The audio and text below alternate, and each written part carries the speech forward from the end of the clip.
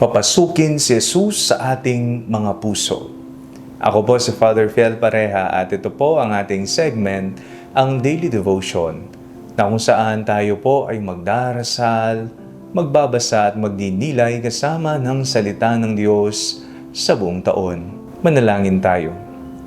Sa ngalan ng Ama, ng Anak at ng Espiritu Santo. Amen. Halina, banal na Espiritu, liwanagan mo ang aming puso at isip, nang maunawaan at may sa buhay namin ng iyong salita. Amen. Our Bible passage for today is from the Gospel of St. Luke chapter 1, verses 39 to 45, and I read it for you.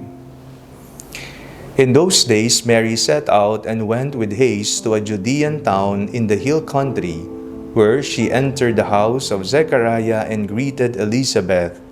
When Elizabeth heard Mary's greeting, the child leapt in her womb. And Elizabeth was filled with the Holy Spirit and exclaimed with a loud cry, "Blessed are you among women, and blessed is the fruit of your womb.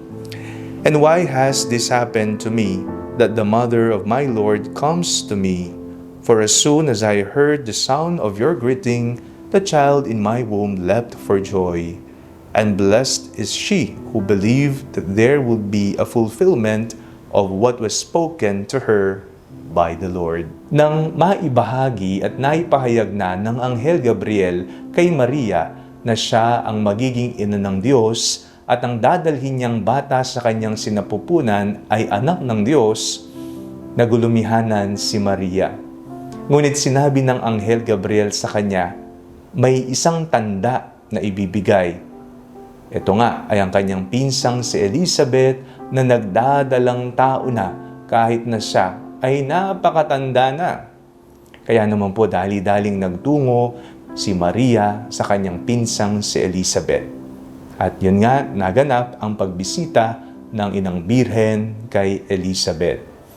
Sa kanilang pagkikita, ang bata sa sinapupunan ni Elizabeth ay nagdulundag sa tuwa sapagkat nakita ng dalawang mata ni Elizabeth ang ina ng Diyos at ang anak ng Diyos na nasa sinapupunan ng Inang Birheng Maria. Ngayong araw na ito, tayo pong lahat ay inaanyayahang papasukin si Jesus sa ating mga puso. Huwag nating isara ang ating puso sa Kanya, sapagkat ang pusong ito ay ginawa para sa Kanya, upang siya'y makilala, upang siya ay mahalin, upang siya ay mapagsilbihan.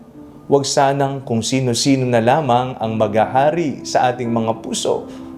Maghari nawa palagi si Kristo sa pamamagitan ng pagpapapasok natin sa Kanya sa ating mga buhay. Manalangin tayo. Panginoong Jesucristo, tuloy po kayo sa aming pamumuhay. Kayo po ang nag-iisang hari ng aming mga puso. Amen. Sa ngalan ng Ama, ng Anak at ng Espiritu Santo. Amen. Huwag po ninyong kalimutang i-like ang video ito, mag-comment po kayo and share it with your family and friends. Ang Panalangin Bago Matulog ay may sariling Facebook page na po. Huwag niyo pong kakalimutang mag-like at mag-follow dito, and do not forget to subscribe to our YouTube channel.